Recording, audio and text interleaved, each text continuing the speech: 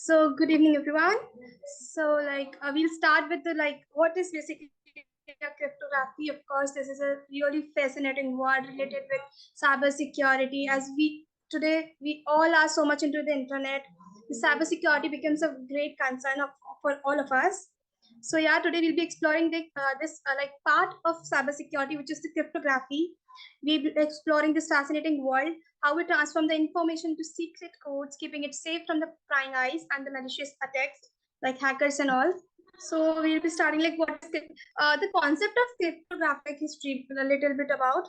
Like the concept of cryptography is not so new. We always been using this from a very ancient time, like to send a secret message between the governments and the military commanders on that. But today the cryptography is we are on the internet, in the world of internet, the cryptography is used to secure everything that is being done online. So yeah, so in the simple words we can say, can you see the upper part, is it okay? Yeah. Okay, so in the basic terms, we can say that cryptography is the basic art of secret writing, means writing anything secretively. The fundamental objective of cryptography is to enable two people to communicate over an insecure channel, we can call it as internet, in such a way that an opponent cannot understand what is being said. Like, for example, if I say, I want to message my friend hello over the internet, over the WhatsApp. WhatsApp will be my channel for sending the information. Hello. So the message source is hello. That is, through some algorithms, it gets encrypted with some key source.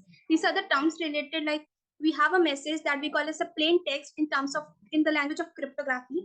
The plain text, with the help of some key source, with the help of some algorithms, it gets encrypted and it travels through a secure or insecure channel through internet to platform, and it reaches to its destination. And at the destination, the receiver who is going to receive that message will be decrypting it through the key source. And the between we have this crypto analyst present, a hacker, we can say, who's present, who's there to look into your message, like if he can decode this or not. So this is the basic concept of cryptography. Cryptography is basically when you send some message to anyone in the form of secretive writing. It's not the person who's sending will be encrypting that code. It is done through the different algorithms that run at the back end. So we'll be looking into that.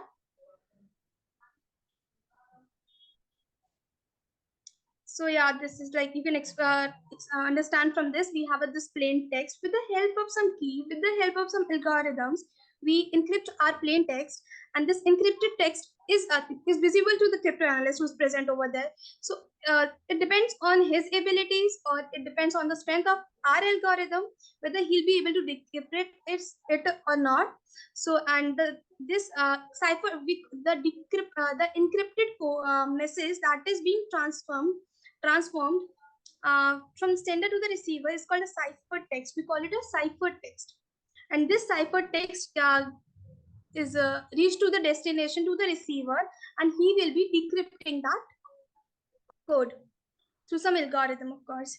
So while this process... Yes?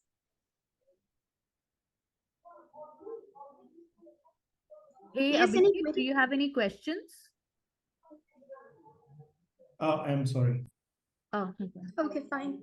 So while this process of encryption is so interesting, like we are encrypting our code. Like if I'm writing hello, we'll be encrypting in some other form, like it can be anything. So this encryption can be done. We can have this symmetric and asymmetric kind of encryption. Means what does this symmetric asymmetric means over here? As we all know, this word symmetric is something symmetry, some fashion, some we can say fashion is there, like you can predict something. Okay, if this part is here, the other half would be symmetric, would be similar to this one in some opposite direction. So here in symmetric encryption, what we have this key to encrypt our code that will be sent from the sender to the receiver. So in asymmetric encryption, the key that is used for the encryption and the key that is used for decryption of the message would be the same. So this is the symmetric encryption. So of course, now you can guess what is asymmetric encryption. Asymmetric encryption would be, you'll be having different keys for encryption and decryption. So you can make it out which is going to be more secure. Of course, the one which is difficult to decode would be the more secured one, is the asymmetric one, of course. So it's the symmetric encryption uses the same key for both encryption and decryption. It's a fast and efficient way to secure information. It's quite fast. Of course, we use different standards with different algorithms for this asymmetric encryptions. So like we have different encryption techniques present through which we can encrypt our message. These are some basic encryption techniques that are present. Like we have Caesar cipher. Caesar cipher is like one of the encryption techniques that is used to encrypt your our messages that we are going to send from the sender to the receiver. So Caesar cipher, of course, the name suggests like it was discovered by the Caesar. So we have substitution cipher, we have block ciphers, Hillman ciphers, and Playfair cipher. We'll be looking into some of these. So first will be the Caesar cipher. It's a very simple substitution cipher. The substitution is, as you can like make it out, like substitution will be substituting some like the letters of our message, the elements of our message will be substituting those messages with some other one. So what will be the procedure, like what will be the technique to substitute those? So Caesar cipher is a type of substitution cipher where each letter in a plain text is replaced by a letter, a fixed number of position down the alphabet. I'll be explaining this. For example, if the shift value is 3, in the basically Caesar cipher, we have a key. Of course, we'll be having key in all the ciphers. All the encryption techniques, we will be using some key that is going to be used to encrypt our message. So in Caesar cipher, that key is basically a defined key is 3, which is 3. So yeah, encrypting and decrypting. So this is the basic example I'm okay. I've used my personal notes for your reference, like the Caesar cipher. So we have this plain text as we have all the A to Z alphabets, and the down one, like you can see like there's written D below A. So D is the code for A, means we have written A to Z alphabets, and we have our key which is 3. So we have added key to the plain text A. If we are gonna add 3 to A, like we'll be going 3 down alphabets 3 down. So this is how we'll get the cipher text for our plain text. So if my plain text is meet me after the party, the cipher text that is going to travel over the insecure channel would be, we'll be having P in correspondence to M. You can make it out from here, like the cipher text for letter M is P. Cipher text for the letter E is H. Cipher text for like E would be H, and T for cipher text for Z correspondence to T would be W.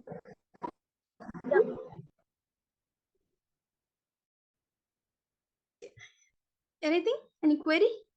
Tanvi, sorry to interrupt you. Could you go a little slower, like while you're talking? Your Sure. I'll make sure. yeah. Thank you. Thank you so much. Thank you. Like so, in Caesar cipher, like we have plain text. The message that we are going to send is the plain text. Through some algorithm, through some encryption techniques, it will be converted to a cipher text, which will be traveling through the insecure channel, and at the receiver's end, it will be decrypted using the same key that was used to encrypt the message. And the receiver will decrypt the message, and he'll be getting the correct message which was meant to be sent to him. So what is that encryption technique in Caesar cipher? We have our plain for example, we have our plain text like alphabets A to Z. So it's very basic cipher encryption technique where we have A to Z are alphabets. So the corresponding cipher text to each alphabet would be three down alphabets. Like for A, it will be A plus. If we add, if we like move three parts to the alphabets after like A and B plus three to it, we'll get D. So ciphertext correspondence to A would be D. So like this, we have all the ciphertext correspondence to the our plain text. So if, for example, my plain text is meet me after the party, this is my message that I want to send to my friend over the internet, over through any platform, say WhatsApp.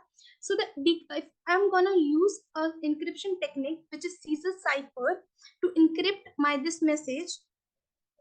So the cipher text for this plain text would be PHHW, PHTI, like this, you can see.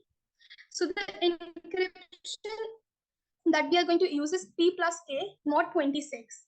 We are doing this mod 26 because we have this 26 alphabets. Over there, the key is 3. So can we have an activity in between? Like if I'll be giving you some plain text, will you be able to convert into a ciphertext? So for it, like it would be great if we keep it this session interacting, like so I'll get like you are understanding something. You guys Yeah, can let's try do your it. Let's do it. People have message on the chat, so we can do it. Do you have an activity, Tanvi, or I can give one as well if you want? sure, you can give. I was just planning to give their own names, so they can decrypt like they can encrypt their names in this using this Okay, piece of okay. That's a fun activity. So folks can encrypt their name using the Caesar cipher, and you have to take the key as 3. So you yeah. understood the cipher, right? Like every letter you need to move 3 forward. So you can just share your names like, after Caesar cipher and what it would look like. You can share it on the chat, and if anyone's name is coming closer to something legible, we'll definitely share. You can do that and share it on the chat, like what your name would look like after the Caesar cipher. And if you Yeah. have time, you can also do this activity later. Like what I'm posting a sentence. Okay, I use Caesar cipher to encode this sentence, and you have to find two things in this. What is the original sentence that I encoded, and what is the key also? So in the case of Tanvi's example, the key is 3. And with your name also, you will, move 3 spaces forward. However, the key could be anything.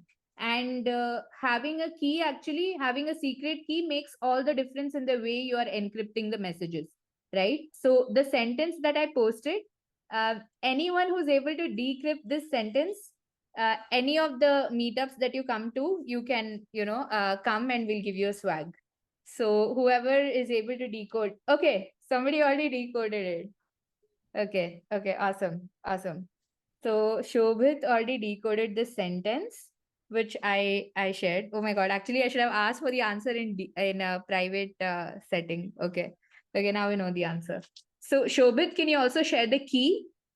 Okay, Ritu was also able to decode it. Whoever's decoding it, are you able to share the key? Okay, what is the smallest key? You found 100 as one of the keys. Uh, are you able to find a small? Okay, don't share your keys. Okay, 100 is a higher number. You can actually have a smaller key also. So let others also work on it. And then, people can decrypt and keep sharing their keys. Okay, this is a fun activity. And maybe with other ciphers, we can keep doing more stuff like this. But yeah, this is one of the very basics of how encryption decryption works. Awesome. Somebody also share their encrypted name, Tanvi. Okay. Yeah. Okay, It's we can fun. see some fun stuff. Okay, this is seeming like a Russian name for admin TPG. Okay, I see that. Okay, there is a Shweta's name, but that's like completely encrypted, so nobody will recognize that's a name. Okay, super. Okay, let's go. Tanvi, do you want to continue with the? Yeah, sure. So everyone is enjoying this. Yes, we hope. Okay, great. Fine. So this was about the Caesar cipher. Okay. Okay, next cipher that we have. How do I make? Okay. Okay, next cipher that we have block cipher. Okay, the block cipher is little complex than the Caesar cipher.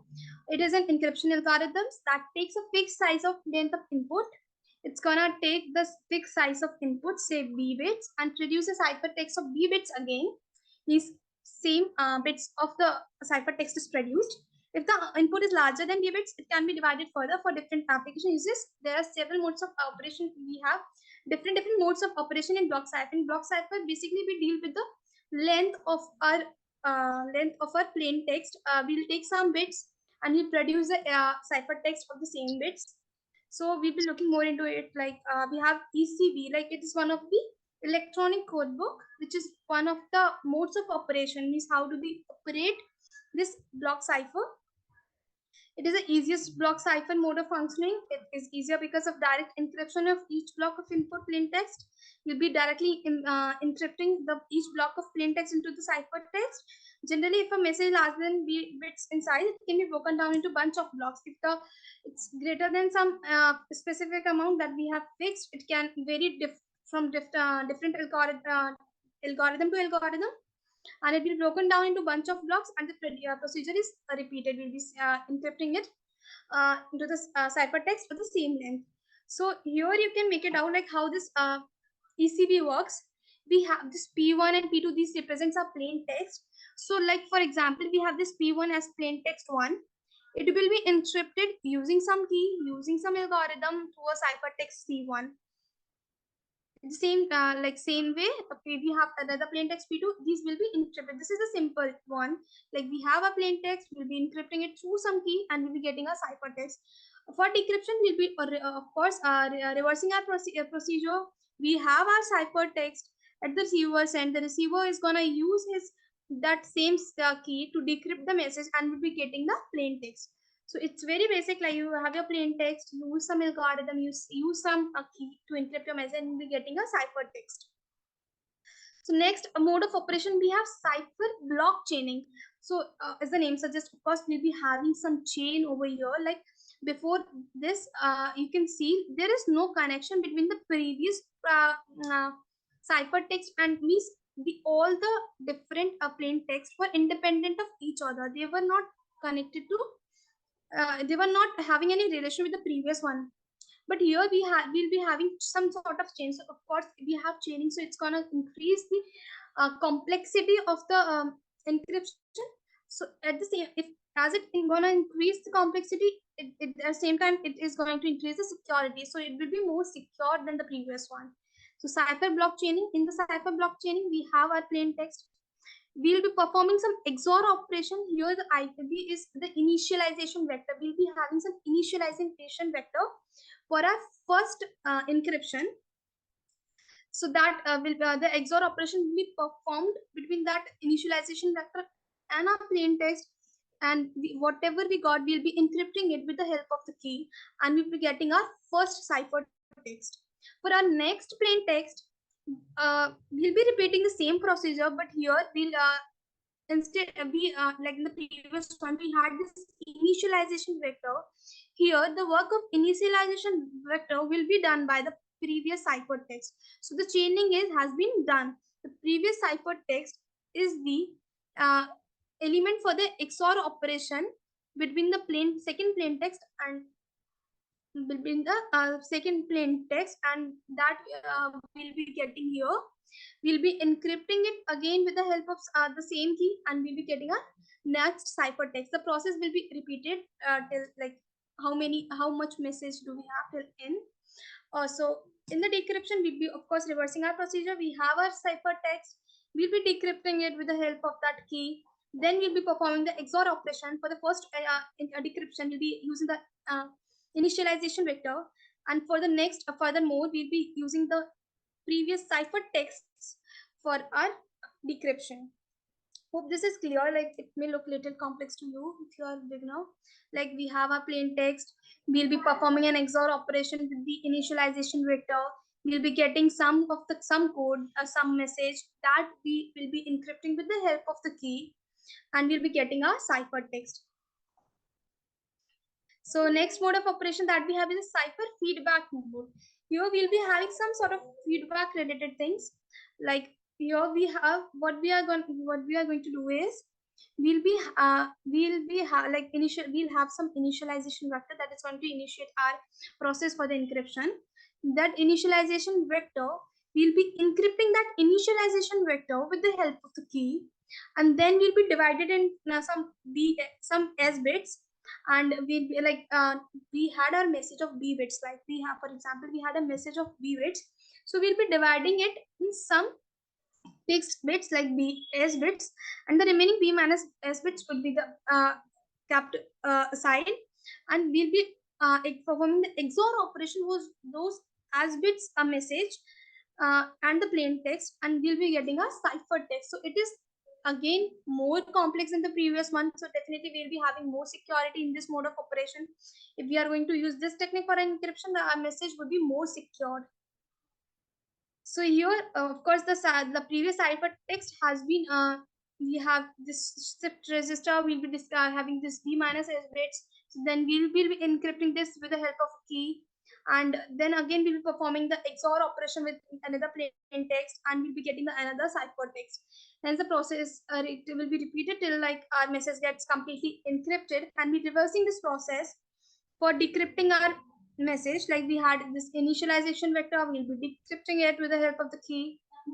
We'll be having this like then we will consider our message, then we'll be dividing it into some fixed amount of bits. We'll be performing the XOR operation, and we'll with the ciphertext, and we'll be getting our plain text. We'll be repeating this process until we get our whole plain text get received at the receiver's end. Now we have the output feedback mode. These are the different modes of operation. These basically the block cipher deals with the length of the like it's gonna consider the length of your message, the bits. It will be it will be converting fixed length. It will be considering initially the fixed length of the plain text, then it will be converting it into a same size of cipher text. So in the, like we'll be taking the bits in different forms. Like we had different modes of operation. We'll be performing like where we'll be performing the XOR operation. We are considering initialization vectors. We'll be discarding some bits. We are considering some s bits. We are having b minus s bits. So in output feedback mode, we'll be using some. So here also we have this initialization vector. Some initialization vector would be here. We'll be encrypting it with the help of a key. Then we'll be performing the XOR operation with the plain text, and we'll be getting the ciphertext over here. So here, what the difference between the previous one and this one is, like we were taking previously the XOR operation, like this ciphertext we were taking this ciphertext as a feed, as an input to this next one. But here what we'll be taking as an input to the next ciphertext, we'll be taking this encrypted initialization vector. We are taking this encrypted initialization vector for an encryption of the next ciphertext. So we took that. So again, we'll be encrypting it with the help of a key. We'll be performing the XOR operation between the plain text and the encrypted initialization vector, and we'll be getting our encrypted ciphertext. For the decryption, we'll be reversing the process. We had this initialization vector, we'll decrypt it with the help of a key, then we'll be performing the XOR operation, and so on. And at the next mode of operation, we have this counter mode. In the counter mode, we have like we'll be having some counters like counter 1. Then we'll be encrypting that counter. The difference between the previous one here, no chaining is present, of course, and instead of an initialization vector, we are having the counters over here. So we'll be first we have a counters. We have different independent counters. So the previous ciphertext has nothing to do with the next ciphertext. There are no relation between them. So we have this counter 1. We'll be encrypting this counter 1 with the help of some key. Then we'll be performing the XOR operation between that encrypted code and our plain text, and we'll be receiving our ciphertext, the respective ciphertext. And for decryption, of course, we have this counter. We'll be decrypting it with the help of a key. Then we'll be performing the XOR operation between the ciphertext and the between our ciphertext and the decrypted one, and we'll be getting our plain text. So this was the block cipher. In the COSA cipher, we were having a key which was 3. We had our normal alphabets, and the corresponding ciphertext for each alphabet was a 3 away alphabet. And then we had this block cipher where we considered the length of a message, we considered the bits of a message. We performed like operation in different fashions. We had different modes of operation. We encrypted. There also we had a key, but there the key has got its place depending on the modes of operation. Then we encrypted it, and we got a ciphertext. For the decryption, this is a symmetric encryption. As I already told you, symmetric means we are using the same key for the encryption and the decryption. So these were the examples of the symmetric ones. Another cipher, another way of encrypting the message, another technique for encrypting the messages is the playfair cipher. Of course, it is we'll be using some sort of graphs over here. We'll be encrypting our messages through some graph techniques. Of course, it was invented by Charles Wheatstone. It was invented by Charles Wheatstone. So the word Charles has to do a lot with this this playfair cipher. Okay, so we'll be using some graphs. So encryption techniques, like for the encryption process. Let us consider for example. We have like different. We can have different keys, but for this example, like we have a key monarchy, and the message that I want to send is instruments. So the word key is the monarchy is the key, and the plain text that I want to send is instruments. So the playfair cipher encryption algorithm would be, first in this playfair cycle, what we do, we create a keys like matrix of 5 by 5 square matrix of 5 by 5 grids of alphabets that act as the key for encrypting the plain text. So we have this 5 by 5 matrix, so we can have a 25 alphabets over there, must be unique, and but we have 26 alphabets present. So what about the rest? One means we'll be left with one alphabet which will not fit in the matrix. But what do we do? The process for this playfair cipher is that we place I and J in the same box. So we get all our 26 alphabets fitted into the 5 by 5 this grid. So the initial alphabets, the key square, are the unique alphabets of the key in the order in which they appear, followed by the remaining letters. So what we do, we have our 5 by 5 matrix. I hope you can imagine we have a 5 by 5 matrix. Or in all those 5 by 5 matrix, we'll be putting our alphabets from A to Z. But we have 26 alphabets as there are around 25 blocks present. So what we do, we write I and J in the same box. So how we are going to write, and like what pattern would be there of writing the alphabets?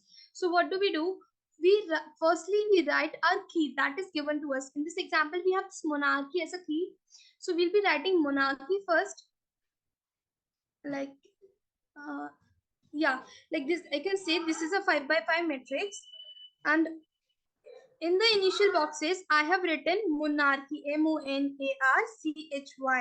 After that, I have started writing my rest of the alphabets. And how I'm going to write those rest alphabets? I'll be going from A to Z, and if the alphabet is already present in my key, I will not repeat that. So we'll start from A. So A is already present in my key. So I'll go for the next one, B. So I have this written B after my key is finished. After that B, C, but C is already present in my key, so I will not write it again. So I'll go for D. So I have written D. After that, E, F, G, H. H is already present in my key, so I will not be repeating it. And we'll go for the next one, I. And here, I think some missing, some misprint is there. Here we have I and J both together. J. After that, we have K, L. But M is already present in my key, so I have not written it again. N is also there, so N, O, A is also there, P, then Q, R is present in my key, then S, T, U, V, W, like so on. So what I want you to understand that in the playfair cycle, we have a 5x5 matrix present. This technique will be using for encrypting the message in the playfair. So we create a 5x5 grid. There we firstly we write our key whatever is given to us. In this case we have this monarchy as a key, so we have written this monarchy. After that we wrote all our rest of the alphabets in their order only, but skipping the alphabets that are already present in our keyword. So yeah, algorithm to encryption is the plain text is split into the pairs of two alphabets. What we'll be doing, we'll be whatever our plain text is there, I will be splitting it into a pair of two. Like my plain text was instrument, so I've splitted it. Like IN is the one, ST is one, RU is one, and we have like till X. And what like in this case, the X was left alone. So for that, for making it a pair, we'll be using some. We have used Z as an like Z as in bogus letter. So we have this plain text hello over here. Like another example, if what if the letter gets repeated? So if we have HE as one, then we have LL. So we'll not writing that LL again. What we'll be doing, we'll be replacing it. We will have some bogus letter present over here, which will be X, and then LO. So whenever there is a repetition, we will be replacing that letter with the X. This is the bogus letter. So if the letter is so this is the letter is standing alone in the process of, then we can add extra bogus letter to it, like Z we have added if the letter is left alone. So if both the letters are in the same, so these are the rules. If now we'll be encrypting our message. So we if our we'll be encrypting these two letters together, HE. So we'll be seeing where H and E are present in the grid. So if the two letters are in the same column, then you take the letter below each one, going back to the top if at the bottom. For like you can see, we have this. If I want to encrypt ME, fine. So I'll be looking at ME. M is present over here. E is present over. They are in the same column. So I'll be going like this. See. So what will be the encrypted text? We will, if they are in the same column, we will be looking at the bottom ones or the top ones of this. So M is here at the top. So we'll the respective ciphertext for M would be C. This is the rule. Like we have, if we have the two letters in the same column, we'll be taking the letters down to them. So for M we will have C, and E we will have L. So the encrypted ciphertext for ME would be CL. So if the two letters are in the same row, then we'll be taking the right of each one. So for example, if I want to encrypt ST, they are in the same row.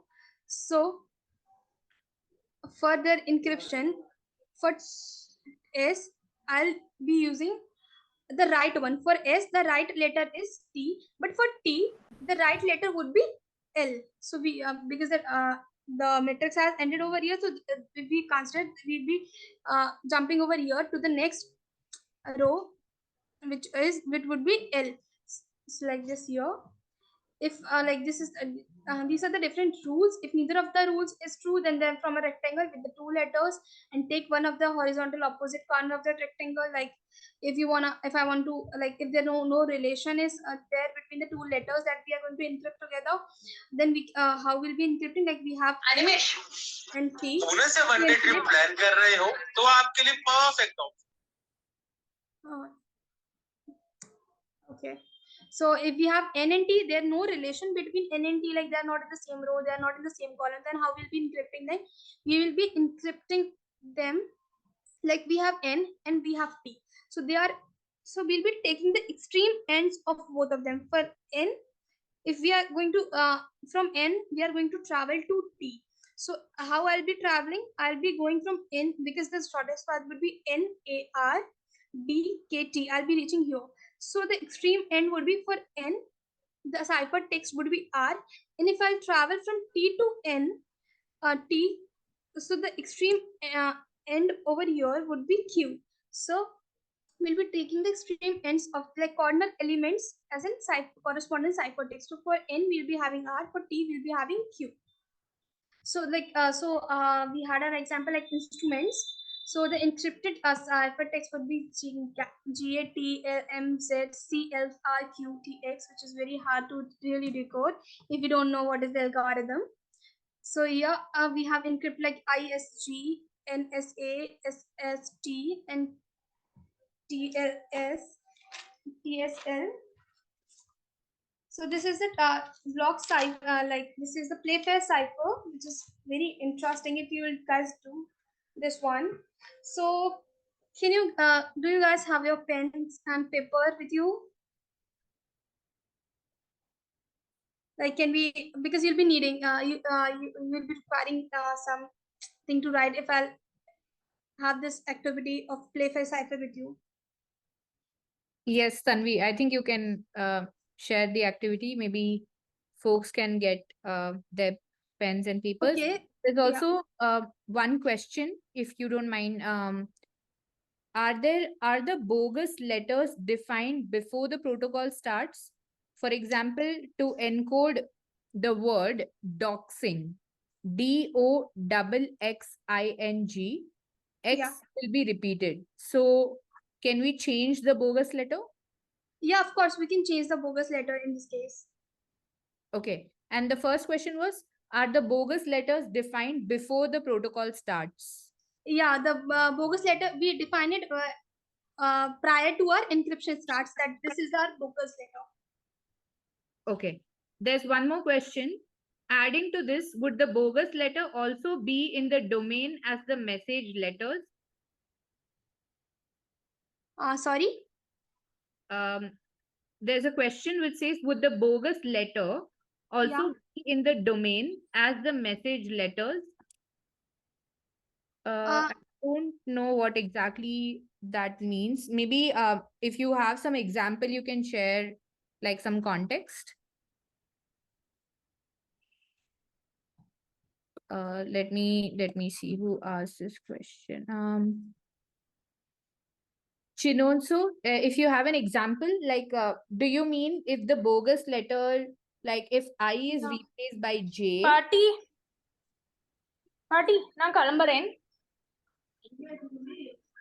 Can என்ன some drop பண்ணுவாவா? Can you please log? Yeah. கொஞ்சம் late ஆகும் சொன்னா. Alphanumerics. Okay, you are asking about alphanumerics. This Playfair cycle is basically for the like alphabets. These are the very basic ciphers. We have different encryption techniques for like your alpha numerics ones, but here this Playfair deals with the alphabets one. Okay, there's more questions. One more. Can the bogus letters be changed every time if a letter is needed? You cannot change like for a particular algorithm, for a particular encryption.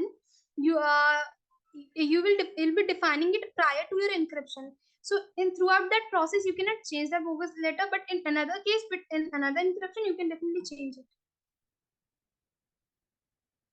Yeah, that makes sense. So I think Playfair cipher, from what I understand, is the cipher where you say that they have mentioned like these are the common rules for Playfair cipher, Yeah. where J is replaced with I to fit the 5 cross 5 square. It's not X- replaced.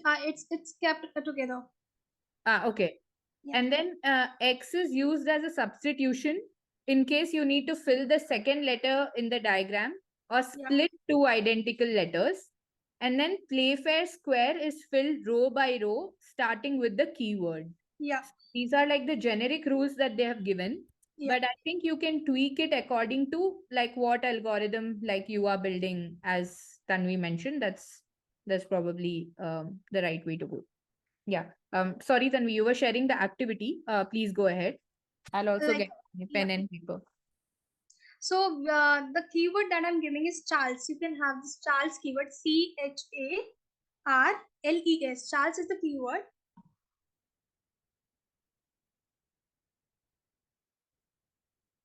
And the message, the plain text is that meet me at the bridge. This is the message that I want to send you. And you have to encrypt this message. Meet me at the bridge.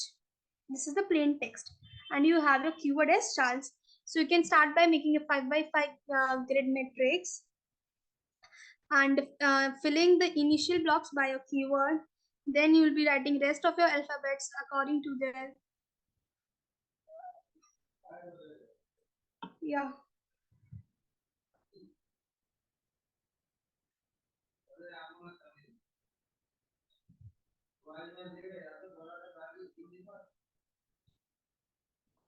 So are you guys doing it? Yeah, I just started. I'm gonna do it. Yeah. I also shared an online link for people who want to do this.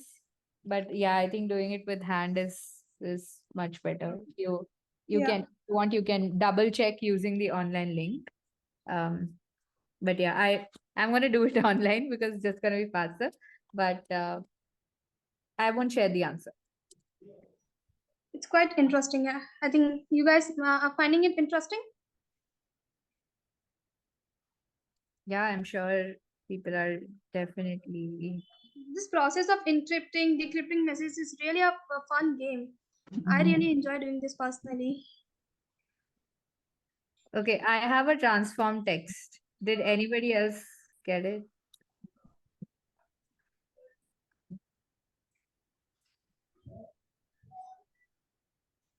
Okay, so for those of you who answered the questions or did the activities, please reach out to us over email.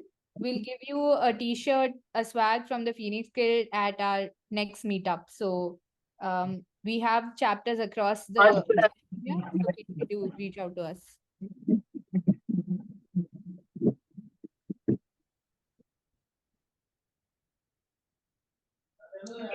Okay, I think we should give people time to do the exercise.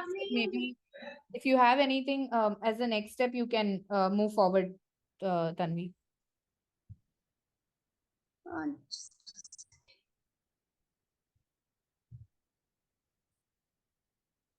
Do you have the answer for this?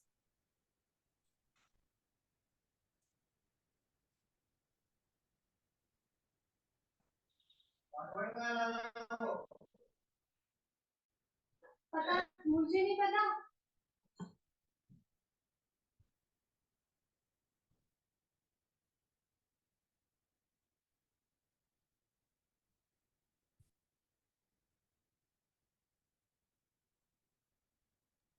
Tanvi, correct me if I'm wrong. The text to encrypt is meet me at the bridge, right? Yeah. Yeah, that's the one.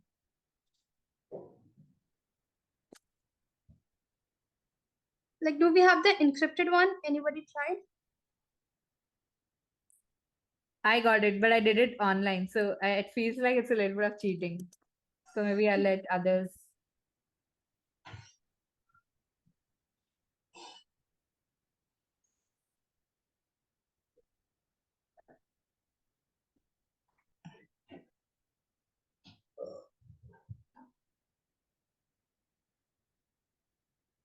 Like we have some of the answers like GD.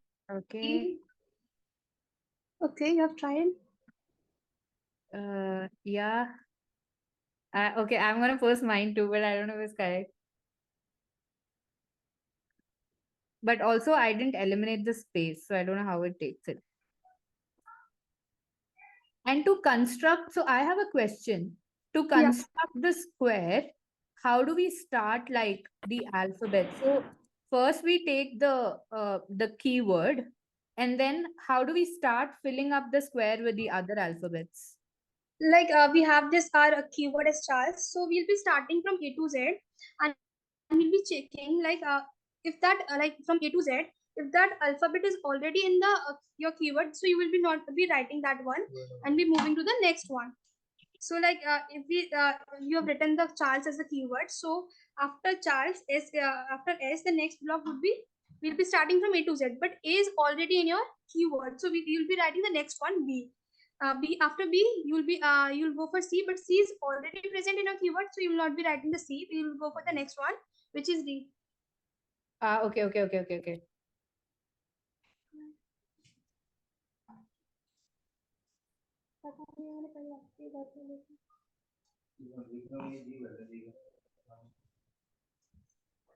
So yeah, I think some. So the GD, DO, GD, RQ, PR, SD, H, M, EM, and VB. Yeah, it's fine. Like, it's great to see that you guys are trying.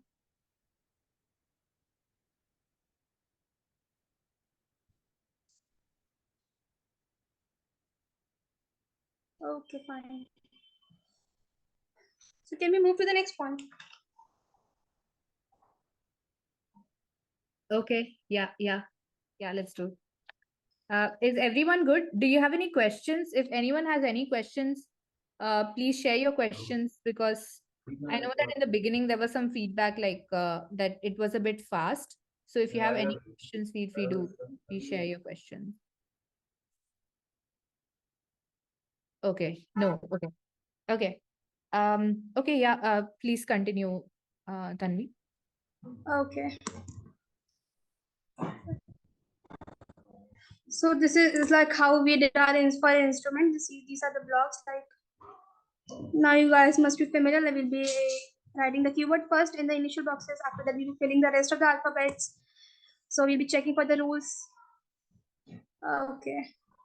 So now for we have ended our symmetric encryption over here, where we were using the same key for the encryption and decryption.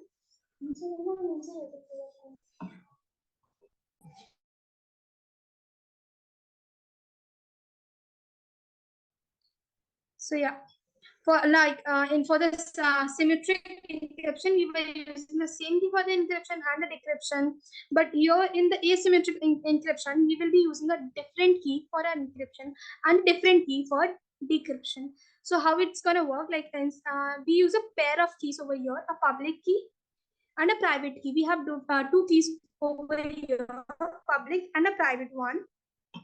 So the public key is used to encrypt the information. Public key, as the name suggests, it will be like known to everyone present there, and the private key will be known to some specific people or some specific individual who is going to decrypt that message. So we have different algorithms present, like RSA1, which is very famous. We use this, like we have a pair of key over here. We'll be using one public key to encrypt the message, one private key will be there to decrypt the message. So the advantage of the asymmetric one is definitely it's, of course we have different keys. It's very hard to decode the message. It's even if you know one of the keys. So asymmetric encryption is more secure than symmetric one, because even if the public key is like without the private key, this information cannot be decrypted. So we are considering the example of like we'll be understanding what is RSA algorithm. Like Ravis Shamir Eldman, which is RSA. It's an algorithm and cryptography. Here we use our asymmetric encryption, that we have different keys for encryption and decryption. So we have a pair of key, a public and a private one. So what, like we have a plain text, we use some algorithm, we use some key, we'll be understanding it in deeply. So yeah. Okay. So we in this RSA algorithm, it has a lot to do like a little bit of mathematics will be used over here. So we'll be selecting two prime numbers initially, it's like 7 and 11. Then we'll be finding some.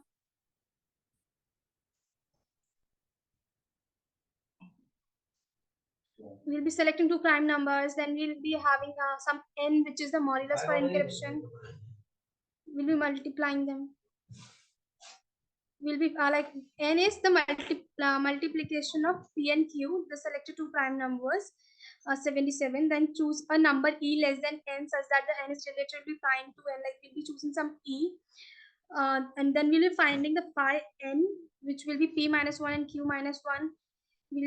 So here the basic concept is that here in this we are choosing some prime numbers, of course, so that it's quite difficult to find the like, of course, the prime numbers won't have their multiples, so it will be difficult to uh, decode them. So we'll be taking two random prime numbers, like for example we have taken 7 and 11, we'll be multiplying them, we'll be getting a phi n. So the public key here would be e and n, e that we have calculated over here, and this so this two 7 and 77 are our e and n. E is our 7 and this n is 77. So this is our public key, which will be visible to all. And a plain text message m is encrypted. We have this is the algorithm that we'll be using for encrypting our messages for the ciphertext. So we'll be getting a ciphertext, like we have our m, which will be given to us. We'll be having this e m m to the power e, then mod n. This is our encryption algorithm that we'll be using. So for generating the private key, the private key would be a d and n. This will not be known to anyone. This will be just known to the one who is going to decrypt the message.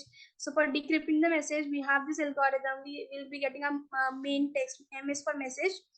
The message would be the ciphertext to the power d and mod n. Maybe like it will be going. You will not be getting that, but yeah. So the basic thing about RSA is like what I want you to understand over here is, okay, it's fine if you're not getting it correctly, but what the message I'm going to want to convey here is that we have a pair of a key. We have like one public key and one private key. Both those key are different, and they of course they are a little bit connected to each other, like they have some sort of relation, but it's difficult to find. Even if the public key is hacked, the private key is kept private, and it will prevent your message from being hacked by a hacker or a third party. So of course here more security is there, because you have two keys, you have for the encryption and decryption.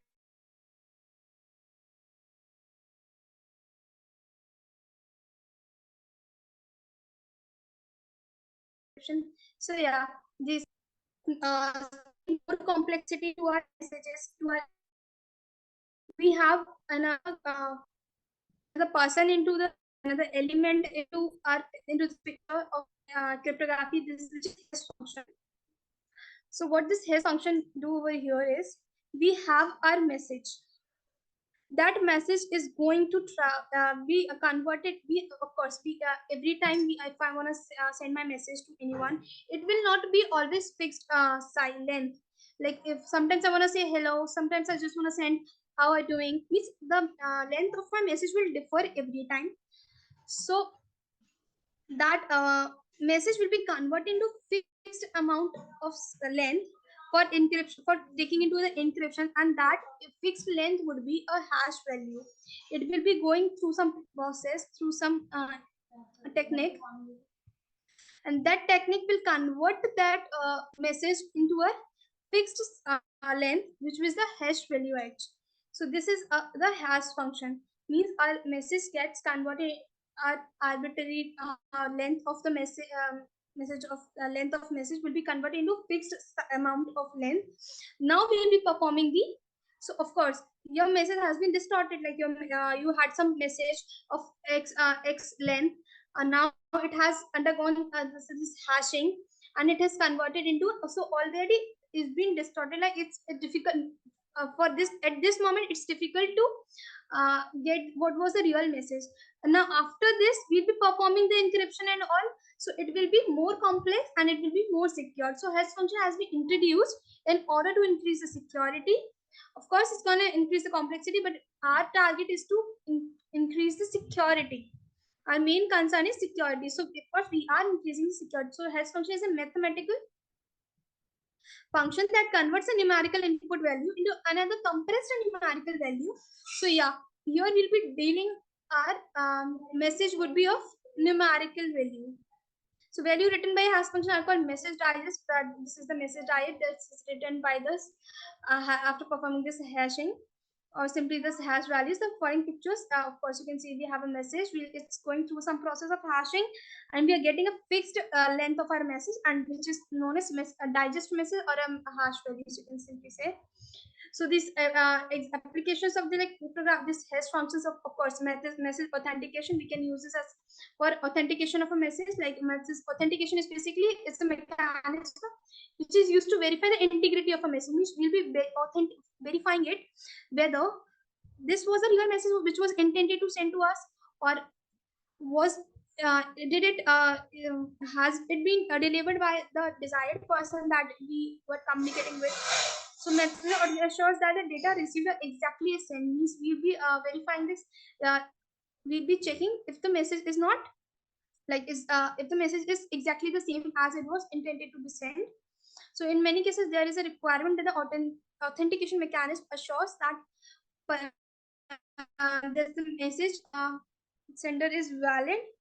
So when a hash function is to provide message authentication, often it's valid message digest. So through hash function, we can perform this message authentication. So like how we'll be checking the integrity. So we have these two people communicating. We have Elias and a worm. So Elias has sent some data, some message to the worm. So what we have done, we have done the hashing over here. So we have added this hash function. So the data now, which is meant to be sent, is the combination of the real data and the hash function, the hash value. So this has been sent to the Bob. So the crypto analyst, which is present somewhere in between over here, will be seeing the message with the hash value. So we will not be able to identify, recognize what the exact message is. So the Bob has received this data dash, which means with some hash value. So the both Elias and Bob will be Elias and Bob will be sharing the hash value, and the Bob will be comparing it, comparing the message. Of course, will disassemble that like the hash function and the data, and we'll be comparing that hash value. If it's message, then means the rest of the data is same as it was sent from the Elias.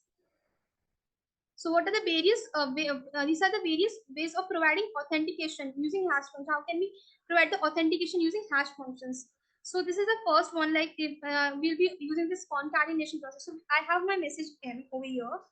So I'll be this message M will be concatenated with some value. This value is message and a hash function. Means my message plus message has been operated with this hash function.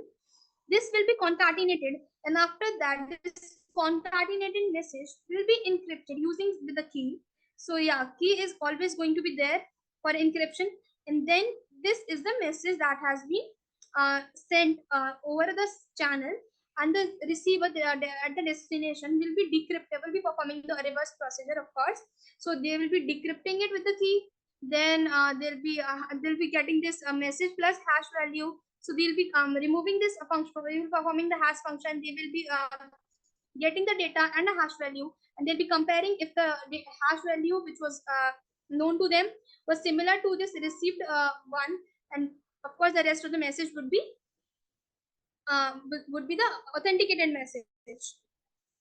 So yeah, the basic one, like we have this message, we have concatenated this message, we combined. Concatenate means we have combined this message and this operated message with a hash function. We have concatenated. After that, we have encrypted the key and we have sent it over the channel. So another way we can have like we will be changing the position, like we'll be encrypting it previously, or we'll be encrypting it afterwards. Like previously we were encrypting it over the here we'll be encrypting the concatenated message with the key. Now here what we are doing, second way of providing the authentication, we can have this message concatenated with the this message has been operated with this hash function. After this operated message will be encrypted using the key, and this will be concatenated with the real message, and this will be sent over a channel. Of course, the opposition will the reverse procedure will be performed to decrypt the message at the receiver's end, and we'll be comparing the hash function known to them and the hash function calculated, and they'll be receiving the message. Another process of providing the authentication is here, like we have this message. So here what we are doing, we are having this message which will go to the concatenation, and this message will be concatenated with some random value s. S is a secret value, as like it's different from key. You can say a sort of key, but key is always like like we have fixed. It has got some its level, or we can say authentication, but secret key is can be it can be a random value or a sort of a key, you can say. Yeah, this will be concatenated with the message, then we'll be performing the hash function, and this will be going to be concatenated with the real message, and it's gonna travel through the channel, and will be the receiver will be getting this encrypted one. He'll be performing the operation at its own end, and these are these what we see in real life is this message here to hear the real message. This whole process is concatenation, performing the hash function, providing the security, performing the algorithm is done at the back end through some algorithms. Another way of like maintaining the confidentiality or providing the authentication is like we have this message, perform the this is the, of course you can see the complexity is higher over here, like we are having the secret key as well as this secret key, and as well as this defined key over here. So we are encrypting it twice. So of course here the security is more, like we are having this message, we are concatenating it some secret value, then performing the hash function over here. We'll be concatenating it, then this concatenated message would be gone through some encryption process through some key, and this is the message that's going to travel to the channel, and the receiver will be performing the decryption. Of course, here the encryption of this side is going to be symmetrical. Like if you have encryption over here after this message that has been sent, you will be having decryption. Then we'll be having this performance, or like through which we'll be getting this h value which is known. Then the comparison will be happen. If the h value is same, means the message received is authenticated. So like requirements for a cryptographic hash functions. Like what are the requirements of like for performing seven? We'll be having a the input size will be of variable size. Of course, we'll be sending different sort of messages, different message of different lengths. So yeah, it can the hash function can be applied to a block of data of any size. We'll be having a fixed output size, means it converts the variable input size into a fixed size of length. Then require efficiency, like is relatively computable. Then we have this pre-image resistance, like it's one-way property. These are some of the requirements. So like we have the basic concept of hash function is that you are increasing the authentication, you are increasing the security by performing some of the operations, and at the same time you are adding this key to this, making it more secure. These so now we have this simple we have different hash functions, like simple hash functions. What we do, the simple hash function is a bit like we are performing the XOR operation of every block. Like our message we have divided in a fixed amount of length of size. So we are performing this XOR operation with each bit, like with each bit, and we are getting this as ciphers bit of the hash code. We'll be getting the bit of our hash code. Another, like we had the simple, then we have secure hash algorithm. Here we take the input message and the then partition into like area partitions into L fixed size blocks of bits each. Then we validate, then we like we have this our fixed block. We perform the operation every time, and we get our we are using initialization vector for the first one, then the last ciphertext words will be the it will be used as an input for the next encryption. This what you can understand from here, it may look little complex to you. The basic understanding from this is you are having your message, you are converting that into a fixed amount of size using some performance of hash function, which is known to you as well as the receiver, and this message is transformed over a channel, and the receiver will it will be decrypting it through the decryption technique, and he'll be comparing that calculated hash and the known hash. If they are similar, these means it is confirmed that the received message is the authenticated message. We have like this different versions of like secure hash functions. Like we have this message of L bits. For example, this one is like we have taken the bits of 1024 bits, like 1024 bits. We have divided it into different bits. So we are performing this function over here, then we are performing the XOR operation, then we are getting this hash function over here. This is the like generating the hash functions. So yeah, we have different algorithms like SS secure hash function hash algorithm first. Then we have 2 to 4. Like these are the sizes, like what size it can take. This is the block size of this, like how much word size. Then message digest means the hash function that we are receiving for the size of this message. These all are in bits. Like we have seen this secure hash function 5112 algorithm. Here the message size was 2 to the power, like you can send a message up to this size. Over here. So another important application of this message authentication is the digital signature of like in authentication in real world. Like how do we see this authentication? Means how is it's that if you give some in case of property, if you give your property to someone, like how is this identified? Like you have given, how is it authorized? You sign it, you sign some sort of agreement, you sign some sort of physical paper, you physically sign that paper, and you agree, and that shows that you agree that you have given, you have done this work.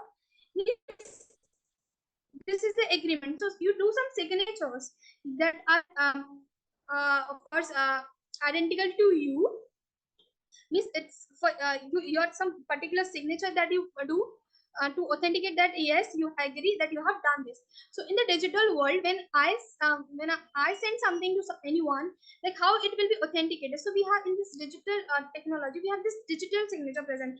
So it's not like you are signing some paper, sending it over the internet, and sending the photo of that your signature. It's not digital signature. You're signing it digitally. You are agreeing to the digital signature. Like you go to the websites, then you get a pop-up message, like you agree to the terms and condition. You put agree. You are digitally signing that you agree to the terms and conditions. So that is the digital signature. It means you are digitally agreeing. You're digitally agreeing to this, agreeing to the terms and conditions. So this is the basic concept of digital signatures. So of course, this digital, we are using this hash technology, this hash function, this encryption techniques, this cryptography, for we perform this digital signatures. So the hash code here is encrypted using the public key encryption with the sender's private key. We have this two keys like this message. We are performing the hash function through some private key. We are encrypting it, then concatenating it, then sending the message to the channel through the channel, and this message over here. So basic understanding is this, it may look little complex to you if you're not aware of these previous terms. So basic concept is you are adding some sort of authentication, like how in hash function, how does it relate to the authentication? Like I was knowing some, I'm sending some message, hello, and the hash function, for example, at the moment is 3, and I have told this to the receiver, this is the hash function, and I have sent some message to you. Means the hash function is known to me as well as the receiver. So he has got some message, like he cannot make it out like it's a hello message. So what he'll be decrypting it through the algorithm. Of course the algorithm is known to him, he knows how to decrypt the message. So he'll be decrypting it through the decryption technique, and he'll be comparing. He'll get some message with some sort of value. So if that value is similar to the value known to him is the hash value, he will be sure that okay, this is the hash value, it is similar. Yeah, so this is the rest one is the authenticated message if he's getting the same value. So this is how we are providing the authentication using this hash function. Similarly, on adding up to this, we have this digital signatures. Like we of course, if we are getting some sort of authentication that okay, this is the hash value similar to given to me, and this message is authenticated, of course, then you are providing a digital signature. Digitally, the sender is agreeing that okay, this was message that was intentionally I have sent. So if the confidentiality as well digital signature desired means we required a digital signature as well as confidentiality, then the message plus the private key encryption hash code is encrypted using a symmetric secret key. Means the symmetric secret key means this key is symmetric, like this same key is used for the encryption and the decryption. We have this message, we perform the hash function over here. We are encrypting this using some private key, then concatenating the message, then encrypting it, then sending it through the channel. Then the receiver will be reversing the process over here and reversing the process, and we'll comparing the this calculated value of hash function, and if similar, then he's sure that the message is authenticated. So yeah, digital signature is encrypt a digital document in a unique way, allowing the recipient to verify its authenticity or authorship. And a digital signature is using public key crypto system, like it has public key, which takes the genuine signature of a person applied to a digital document. Of course, the advantages are it's like effective way of authenticity, providing the authenticity. Locking means, of course, this is authenticated. This I have sent it intentionally to the desired person, and so like digital signature based on the public key cryptography, like asymmetric cryptography that we can use. We have this we use some RSA like cryptography. We can use this RSA algorithm for encrypting. Basically, the concept is you are encrypt. Your goal is to encrypt the message, mean to say to hide the reality of the message. You are encrypting it through some keys, through some algorithms, through different. So like it is providing the hash function, hiding digital signature algorithm. You are performing using different algorithms. So these are basically increasing the complexity and increasing at the same time they are increasing the security of your message. Like the basic aim of yours or to encrypt this message to maintain the confidentiality of like in case like in some cases at some workplaces the confidentiality is very important. So yeah, of course, when you are sending message to over the internet to someone, you will not be happy to know that this is seen to everyone. You will be requiring like confidentiality should be there. Means like WhatsApp says end to end encrypted. Means whatever you are sending is at in between somewhere it gets encrypted and get decrypted at the receiver's end. So means the message is known just to you and the receiver. No, even not even the WhatsApp can read that message.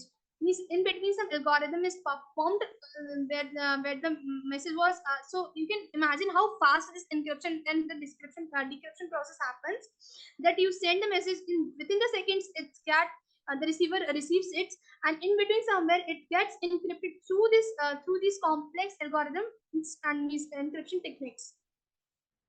So like we have this signer and the verifier, like we have data, we have hash functions, then we have this private key, we have this signature algorithm, the data plus signature we have there. We are sending the data as well as the signature that okay, this is me, this was the intended message that I wanted to send. So yeah. So digital signature, like the two parties communicating over here, if the above is sending the message M to the allies, then cryptographic hash function will be performed, and this private key will be applied to this, which will be adding digit signature to this. Yes, this is the intended message, and I am the sender. I agree to sending this message to the desired party or the desired individual, and this will be sent to the receiver. Means here Alice as the receiver, she is receiving the message M plus S. So using this public key, she will be decrypting it, and she'll be identifying in the last that whether the message is authenticated or not. So like you can make it out like applications of cryptography is immense. There's a lot of real life applications of cryptography. Basically, we are on the internet. We are in the era of internet. We are performing each and every activity on internet. So do you really think that is it really safe? Like you and what like if the WhatsApp is setting end to end encrypted, do you really think it's really end to end encrypted?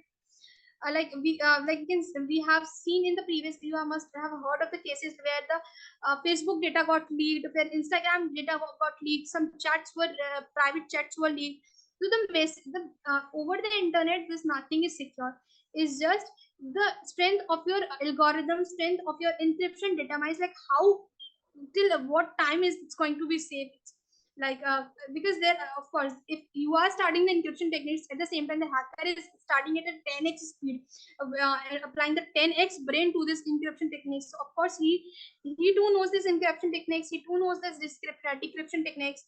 So yeah, your strength of encryption determines like how long it will be safe, how long it will be encrypted. Of course all the messages are not that like even if like you can say in this hacking is so powerful. You just click a single link, you just give out all the authorities to the another person. Like so this cryptography has got its immense of applications like in cyber security, in finance, fees, of course the bankings and all. It has got a lot of like its application like encrypting and securing financial data creates a level of trust between the banks and individuals, allowing for frictionless monetary exchange. Of course they use the bank uses a great level of cryptography for securing your data. Like your you sign digitally and you means like in cases you can see like there are cases like when people lose their money by just telling a even if by clicking the single link the whole transaction happens in a second. So it's just cryptography. You have like cyber security, your like information over the internet, passwords that we use, authentication between the computers. Of course the government who uses this cryptography like military intelligence agencies. If the cryptography is used everywhere, even if you can like relate it like in the when you were like, we were in the small classes, we used to have this cryptography when we used to have some code words. So this is the cryptography. In your colleges, in your schools, you have named some of the teachers so that they don't get to know that you are addressing them by some nicknames. So that is a cryptography. Basic example of cryptography means what is the cryptography is you are encrypting some message so that the you and the intended one is only knowing what is being said, or no other third party can know what is being said. So this is the basic cryptography. Like conclusion is like cryptography has a long way since ancient times. It continues to be a vital tool in modern society as the technology advances. So to must are methods of securing information. Like we can, you guys can take like so we have studied asymmetric, asymmetric encryption, different encryption techniques, other hash functions like digital signatures to secure our data. So that's all from my side for today. Like any queries, any questions you guys do have, do let me know. Thank you, Tanvi.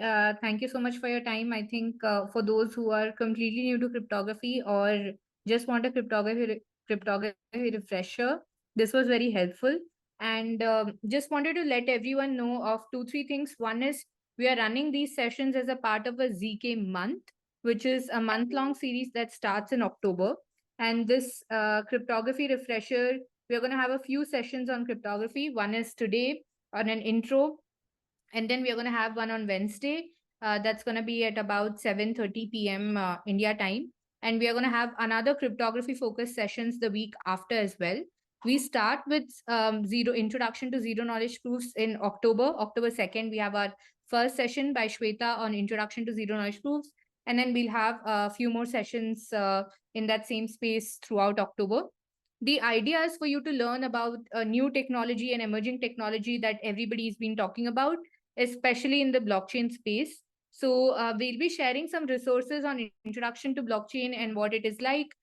Why is it interesting and important to learn about zero knowledge proofs? that is ZK piece, and the technology behind it, which is largely cryptography, mathematics, and things like that. If you're a computer science engineer, obviously it's going to be extremely helpful for you to be in the cryptography space. Anything cyber security is also probably likely to use zero knowledge proofs. So it will be very interesting to understand all of these algorithms. And the second thing, what I want to talk about is the homework. So we are going to have sometimes small pieces of homework like today's session, and sometimes maybe more complex pieces of homework as we keep going. You have until end of October, in fact, first week of November, to submit all your pieces of homework. And for those who do successfully, we'll be giving them an NFT, which is a non-fungible token. So we'll help you understand also what an NFT is and how you claim it. It's more like a digital certificate, but it's going to be forever with you because it's going to stay on the blockchain. So we're going to give you an interesting NFT. And for those of you also who participated in the question answer sessions and are able to actively interact during these online sessions, you'll be eligible for a swag, a piece, a t-shirt from the Phoenix Guild, which is the community hosting this. And please email us your IDs, let us know, and we'll definitely make sure to hand over one to you at our next upcoming IRL meetup. And the last thing that I want to say is please take these sessions as a learning opportunity for you. Zero knowledge proofs is a very, very new field powered by cryptography and largely in context with blockchain. So make sure to ask a lot of questions during the sessions. Like, the speakers are here, they have prepped for you to ensure that your journey is smooth. So make sure to ask a lot of questions during these sessions. Don't feel shy. Anything basic also that you have, feel free to ask these questions. It's not going to be just important for you if you're a developer, but also in general, if you're exploring the space, all of these concepts are going to be very, very interesting. So yeah, don't shy away from asking questions. It's after all something that you're typing in the chat, right? It's not much, you don't have to unmute yourselves or anything like that. Last but not the least, I'm going to let you go. We are already 4 minutes over. The homework that you have for the day is to be writing about this topic called Diffie-Hellman key exchange. As Tanvi already must have mentioned, public-private keys are an important concept that come from the cryptography world. And symmetric and asymmetric encryptions uses these different type of keys in different ways. And when people are interacting over the network, generally they have to use keys that are they have to exchange keys in a way that they can encrypt and decrypt each other's information. So for that, there is a specific algorithm called Diffie-Hellman key exchange. What is your homework is to be able to write at least 4 lines about this Diffie-Hellman key exchange, and you need to publish this publicly on Twitter. If you don't have a Twitter account, I highly suggest creating one, because there's a lot of interesting stuff that you can find on Twitter these days, especially from a learning perspective. And you need to tag our account, which is at Phoenix Guild HQ. I've typed the Twitter, this one. And then you have to add these 2 tags over here. Yeah, I've added the hashtags, and I will be sending this over email as well. So this is your first piece of homework. It's extremely simple. Just need to research about this Diffie-Hellman key exchange and write in a way that people understand what this Diffie-Hellman key exchange means. You can use Twitter as a platform to express this, tag us. And this is just the first part of your homework. As you keep going through your rest of the pieces of homework, you will be able to, put it all together and be eligible for the NFT. Last but not the least, we have our next session, which is coming up on Wednesday, which is at 7:30 p.m. Don't forget to tune in for that. It's going to be by an extremely interesting and experienced person in the cryptography space. You are definitely going to learn a lot from him as well. And thank you so much once again, Tanvi, for your time. And I hope that if people have any questions, they will definitely come back to us. And if you like the session, please share your feedback. What are some other topics that you would like us to cover? We have a limited amount of time, so we are picking certain cryptography topics that will help you get through the entire ZK month. But if you have anything else, we are also happy to host that. I also posted a chat link to a WhatsApp chat where you can put your questions and oops, sorry, seemed like it copied something else. You can put your questions in the WhatsApp chat group as well, and we'll keep updating you about the other. Yeah, 7:30 p.m. Indian Standard Time. Indian Standard Time is GMT plus 5:30. So wherever you're joining us from, you want to make sure that you have your conversion right. Yes, Justin will be sharing the Zoom recording as well. Don't worry about that. The Zoom recording and the homework, we'll share it with you. Please make sure to do your homework, tag us. And if you want to support our community, you can just talk about the session. What did you learn? And tag us as well. All right. Thank you so much. Have a good night for those of you joining from India and Southeast Asia regions. Good morning. And I hope you all have a great evening who are joining from Europe. And for the Americans, just about have a great day. Yeah. Thanks, everyone.